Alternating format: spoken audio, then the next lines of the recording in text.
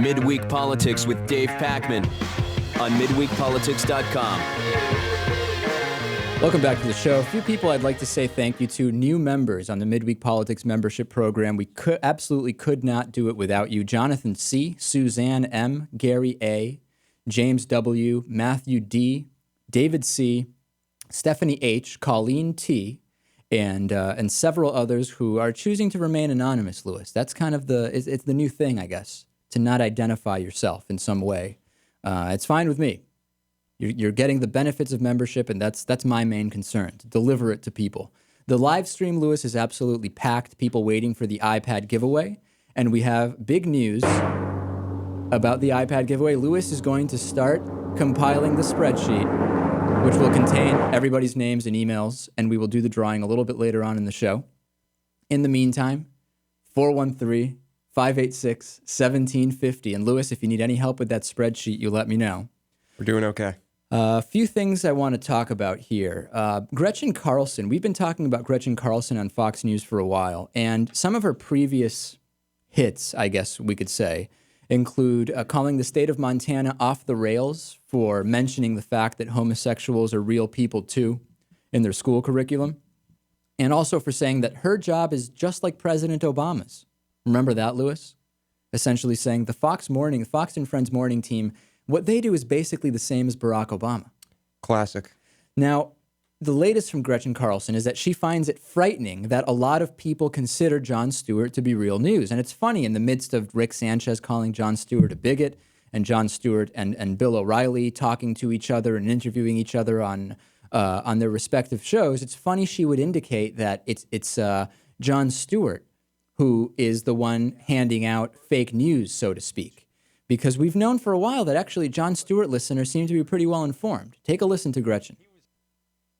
And now to help sell his book, that is satire based on Earth. And by the way, and Bill O'Reilly will now then go across town to appear on his Comedy Central show. And he really didn't answer any of the political questions that went his way, just for the record. He danced around a lot. Well, he's a comedian. He's looking for the funny one. But the problem is a lot of people actually consider him to be real news, which right. is Well, see, frightening. That's why it's so ironic. Is it really frightening, Gretchen, that people consider Jon Stewart to be real news? Because that's the thing. I don't know anybody that considers Jon Stewart to be real news. I know people that consider Jon Stewart to be funny and to deliver, an irreverent satire of the news. And you know what? People who seem to be watching him not only are aware of that, they seem to also be pretty well informed. I mean, it's Jon Stewart doesn't claim to be news. He doesn't claim to be fair and balanced. He claims to be satire, which is a lot more honest than what goes on Fox and Friends. Even funnier, though, is that Daily Show viewers are actually more educated and more informed, I guess is the way to say it, than Bill O'Reilly's. Nielsen Media Research study from a couple years ago, this was a big deal. Daily Show viewers are 78% more likely than the average adult to have 4 or more years of college education. O'Reilly's audience is only 24% more likely to have that much schooling. Plus, was noted, Daily Show viewers are 26% more likely to have a household income more than $100,000, while O'Reilly's audience is only 11% more likely to make that much money. So, Lewis, it's looking at Jon Stewart's audience relative to Bill O'Reilly. It's not looking, it is. We've known this is years old. Is both more well-educated and makes more money for what it's worth. Not that that's better or worse, but certainly for advertisers, it must be more attractive than Bill O'Reilly's audience. But hey, don't let the facts get in the way of Gretchen Carlson's Fox and Friends diatribes, right? She likes to talk and likes to say whatever is on her mind.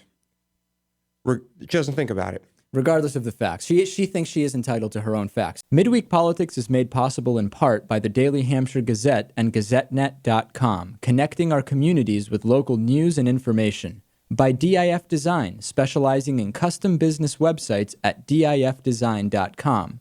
To find out more about underwriting Midweek Politics, visit midweekpolitics.com.